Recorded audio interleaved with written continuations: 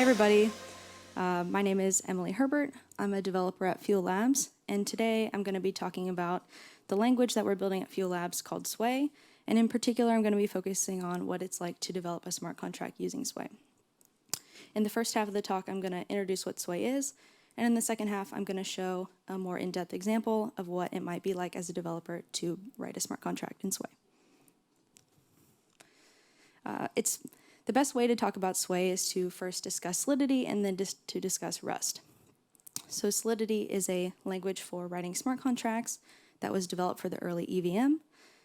It's domain specific, so it has built-in methods for doing contract storage, and it has first-class contracts. It kind of feels like JavaScript in a way, but Solidity has its own set of issues. So for one, the Solidity docs don't necessarily tell you how to do contracts end-to-end, and the Solidity ecosystem is fragmented, and there's a lack of cohesive tooling. There's also a lack of critical safety guarantees in Solidity. This can manifest in, so say you're writing a contract and you violated the checks effects interaction pattern, meaning your code is subjected to reentrancy issues. Solidity isn't able to tell you that as a developer.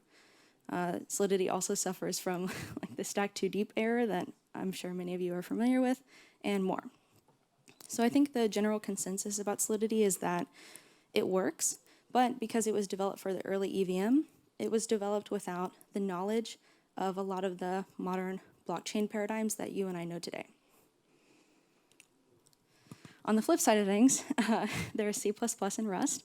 C++ is a systems language that allows users to manipulate memory manually, but because of that, it introduces bugs with memory management issues.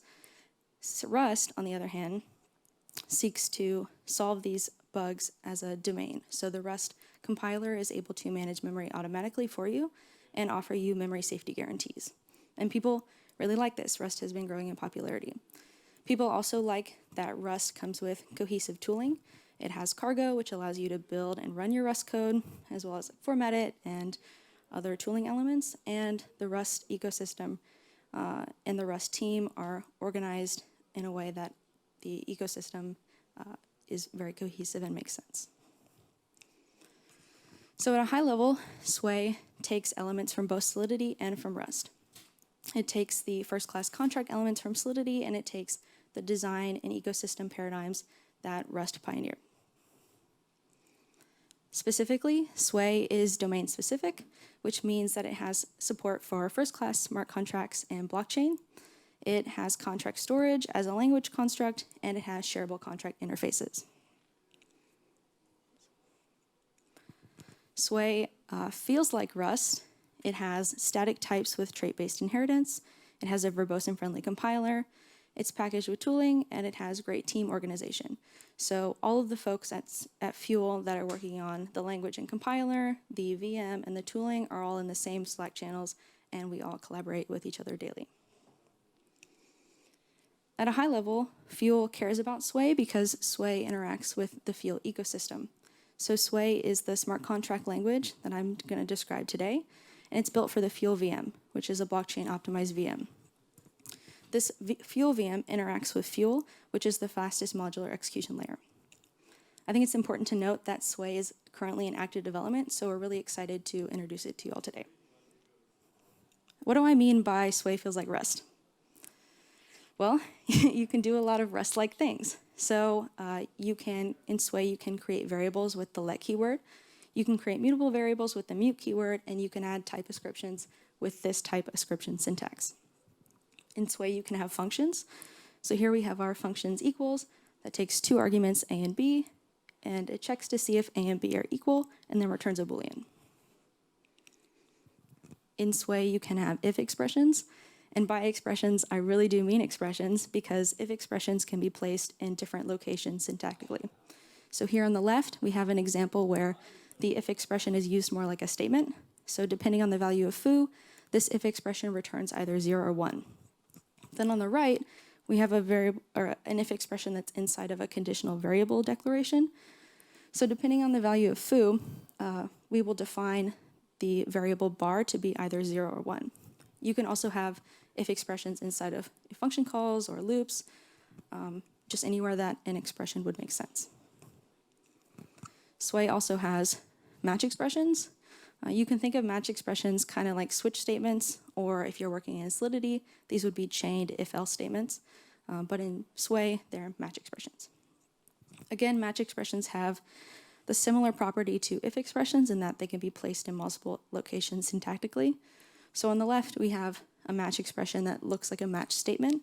So depending on the value of foo, we're returning either 0 or 1. And then again, on the right, we have a match expression that's inside a variable declaration, where depending on the value of foo, bar is set to either 0 or 1. It's important to note here that Sway offers a very friendly and verbose compiler.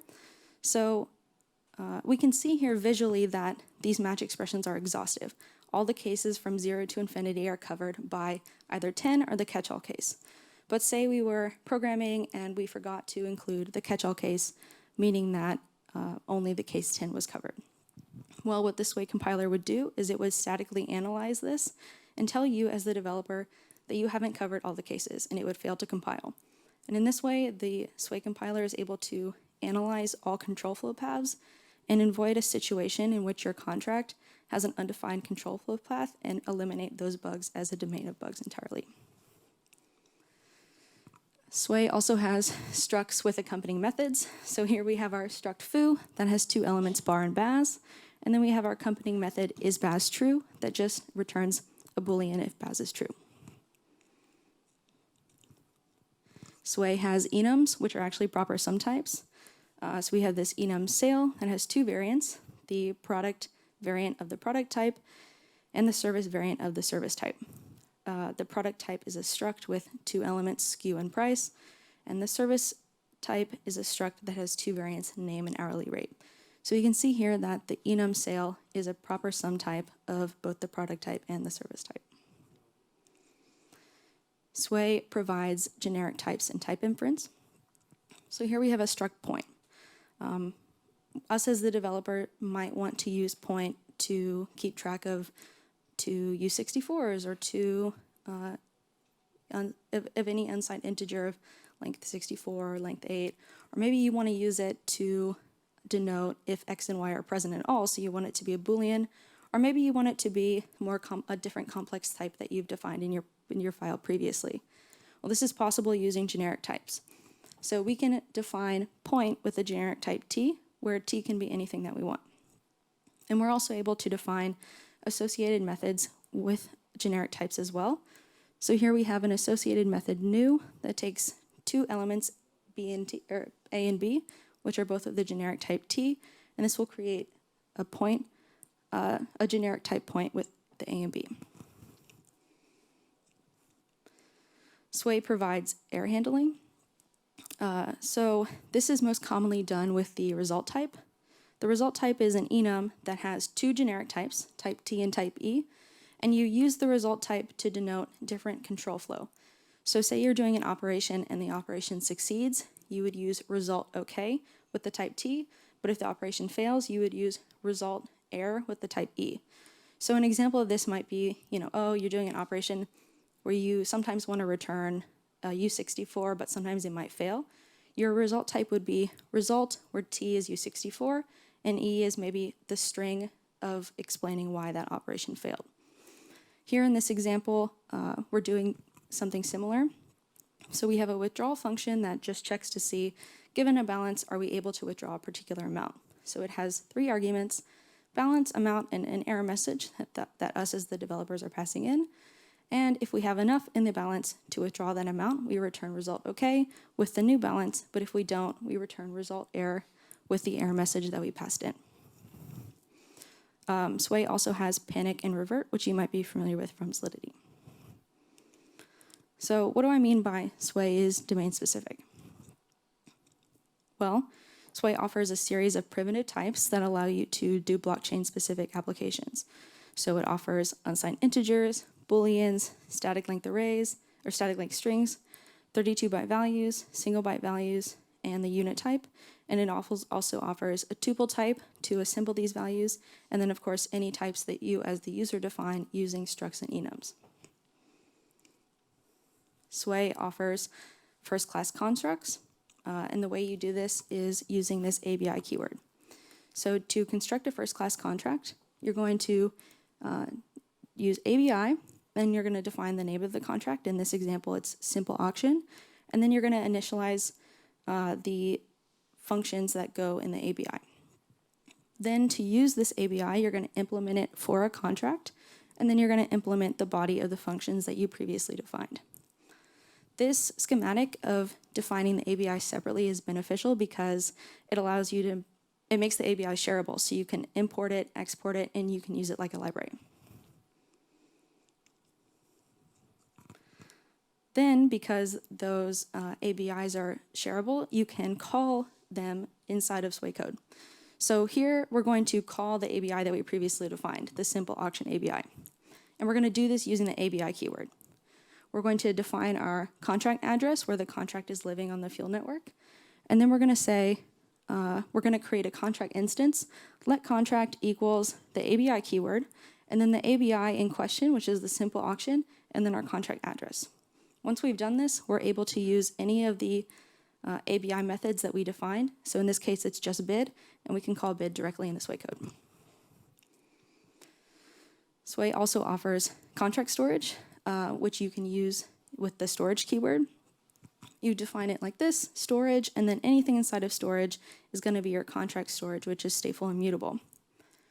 In this case, to access storage, we're going to use the simple storage function example, where simple storage takes an amount and returns a U64, and what it does is it stores the amount that you pass in with the contract storage and then returns the contract storage from the function. Something to note here is that us as the developers, when we're writing a function that uses contract storage, we're able to annotate it with this storage rewrite syntax, and this lets the compiler know that this function is going to access storage in both a read context and a write context. This allows the compiler to make optimizations or just to ensure that you're actually accessing the contract storage and not just a local variable. It's also important to note here that this feature in particular is in active development, so we're really excited to work on it and then present it to you all. So there's a lot more stuff that Sway can do, and I wish I had time to talk about it all, but if you're interested in learning more about the actual language definition, please go to our website, fuel.network, and you can read the Sway book, which has more information about the features that the language provides. Cool, so now we'll start with the example. In this example, we're going to be building a counter contract where we're going to be counting the number of apples that we have. So to get started, we're going to install everything. We're going to install this using cargo install fork fuel core. This is going to install two different elements. The first of which is fork, or the fuel orchestrator. This is going to be your entry point to Sway and fuel. You're going to use it. It's your project dependency management system. So you're going to use it to build, run, deploy, and test your contracts, as well as create a JSON ABI and a lot more. It's also going to, it's reminiscent of Rust's Cargo, so if you have used Cargo in the past, Fork will feel familiar. And in fact, Fork uses Cargo under the hood. It's also going to install Fuel Core, which is another entry point into the fuel ecosystem. Okay, so to create our example project, we're going to initialize the project with fork init. So we say fork init and then the name of our project, which is counter example. This is going to create a skeleton fork project structure for us that's filled with some default values so that we can get started quickly. Here's an example of what a fork project and a Sway project would look like. There's basically four main components. So on the previous slide, I said that fork uses cargo under the hood, and that's why we have our cargo.toml file to enable that. Then there's our fork.toml file, which has information included in it that allows fork to build our project.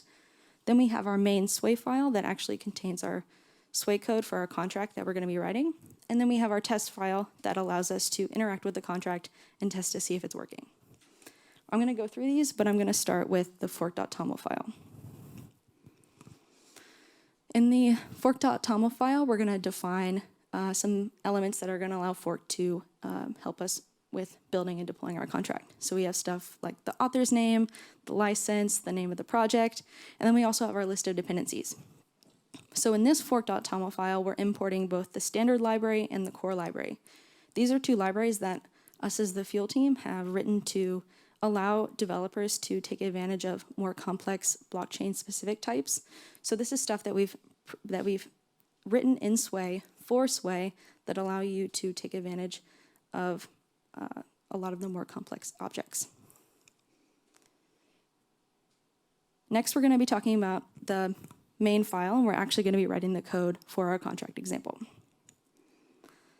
In the main file, there are a couple different things that we're going to have to do. The first of which is we just use the word contract at the top of the file. This tells Sway that we are writing a contract. Next, we're going to define our contract storage using the storage keyword, and we're going to be storing the number of apples as a U64. Next, we're going to define our ABI, which is going to be shareable and able to be implemented. And so we say ABI, counter contract, and we're going to be defining three functions. There's initialize, which is going to initialize our number of apples, increment, which is going to increment the number of apples, and get, which is going to retrieve the current number of apples. The last thing that we're going to do inside of the contract is we're going to actually implement this ABI that we defined previously.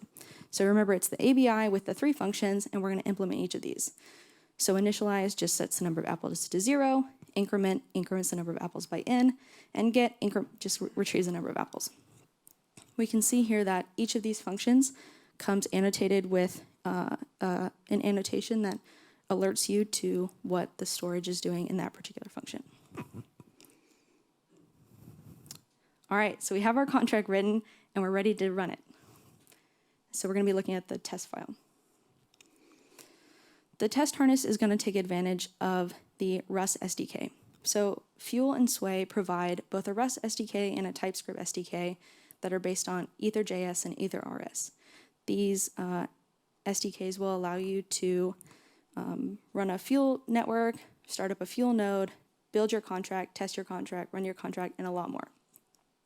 So to get started with the testing, we're going to import some elements from our SDK, and then we're going to import the ABI that we defined from our contract using this ABI gen keyword.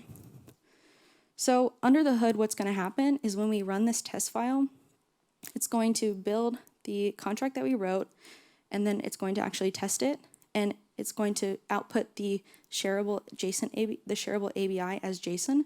And so that's why we're importing this ABI as JSON here. So then to actually test our function, or test our contract, we're going to do a bunch of different stuff. So there's a lot of code on screen, but I'll walk you through it. So what we're going to do inside of this Rust file using the Rust SDK for Sway is we're going to build the contract, then we're going to launch a local network and deploy the contract, then we're going to retrieve the contract instance, and then we're going to call the ABI methods that we defined in the contract. So we can see here in the latter half of the file, we've created the contract instance called counter contract, and then we're calling counter contract.initialize, which is going to set the number of apples to 0. Then we're saying counter contract.increment 99, going to increment it by 99. Counter contract.increment 1, it's going to increment it by 1. Then we're calling counter contract.get, which is going to get the current number of apples. And then we're checking to see if the current number of apples is equal to 100. So hopefully it's equal to 100 because then we will know that our contract is written correctly. To run the test, we're going to use fork test. We can see that this builds the two dependencies that we declared in the fork.toml file. Then it builds our contract, and then it actually runs the test. And our test passes, so we've built a good example, and we're done. Okay, but what happens if we make a mistake? You know, none of us are perfect. We might make a mistake. So in this case, the Sway compiler is able to catch a lot of the mistakes for you and alert you that you might have an issue. In particular, the Sway compiler can detect programming errors, so it can detect if your match expression is non-exhaustive, like we saw at the beginning of the talk. It can detect if your if expression is non-exhaustive, if you've failed to import a particular value, if you're using a variable as mutable when it's not declared as mutable, and a lot more. The Sway compiler can also detect blockchain-specific errors. For instance, in the Sway repo, we have an experimental branch right now that allows the Sway compiler to detect if your code has violated the checks effects interaction pattern. So if you've written a contract that violates that pattern and is subject to reentrancy issues, the Sway compiler can statically analyze that and then alert you as the developer that you may be writing a contract subject to vulnerabilities. So at a high level, we have the Sway smart contract language that we saw today. Sway is built for the Fuel VM, and the Fuel VM interacts with Fuel, which is the fastest modular execution layer. So there's a ton of stuff that I didn't get to talk about today, but is still very exciting and allows Sway to have a really awesome developer experience. So there's Fork, a friendly compiler, a built-in testing infrastructure, extensive SDK, an extensive standard library, a VS Code plugin that has automatic save, automatic format, and others. And there's also a language server that we've had since May of 2021, and a built-in debugger, gas profiling, and code coverage, which are all a work in progress. So I want to say thanks to all the wonderful folks at Fuel and all the contributors. Without all these contributors, Sway and Fuel would not be where it is today. And I actually took this screenshot, I think 3 days ago, and since then we've added, I think 5 people to the team. So we're growing. Thanks, everybody. If you're interested in learning more about Fuel, Sway, or myself, please connect with us on Twitter, or you can scan this QR code to learn more about Sway.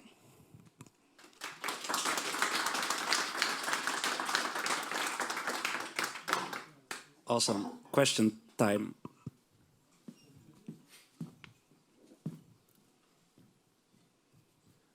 Can you take advantage of other libraries already written in Rust and just install something from Cargo and use it like cryptographic library or something?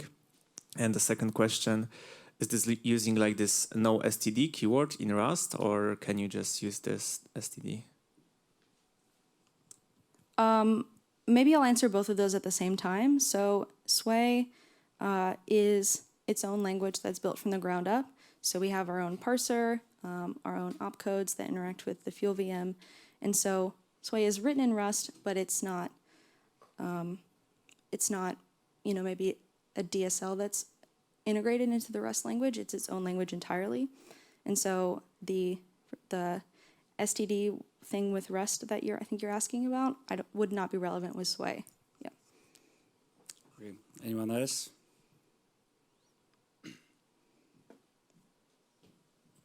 Yeah, for the storage annotation, is there a static analysis of like the usage of the annotation? If you don't actually use the read permission, like does the compiler warn me? Yeah, so this feature's in active development right now, so we're still expanding what it does. But right now, you can add the annotation, and then we're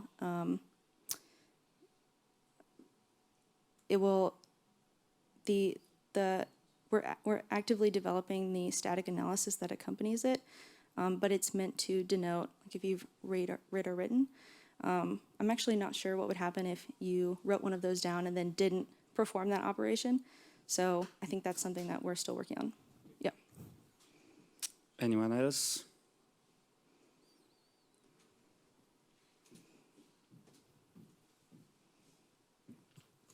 Do you have integral overflow or on the flow on Sway? I think we have default safe math. Okay. Yeah. Okay, so I have actually a quick question. Yeah. So yesterday during his talk, John Adler was talking about how we should, price storage access heavily and then discount, for example, execution to have like this to solve the state blow problem by just pricing things correctly. And I'm wondering, are there any interesting things that you did on the language level to somehow, incentivize this behavior? I'm sorry, can you repeat what behavior in particular you're talking about? To not use storage that much and focus more on execution. I think this was the John Adler's take. Yeah, I mean, the compiler takes operations under the hood to optimize whether you're using storage or using local variables. So from the syntax perspective and the language design perspective, our goal was to make it as friendly for developers as possible. So whether or not you're using contract storage or you're using a local variable, we're hoping to make those as friendly as possible. And then what's happening under the hood to optimizing for different ones is different. Okay, thank you.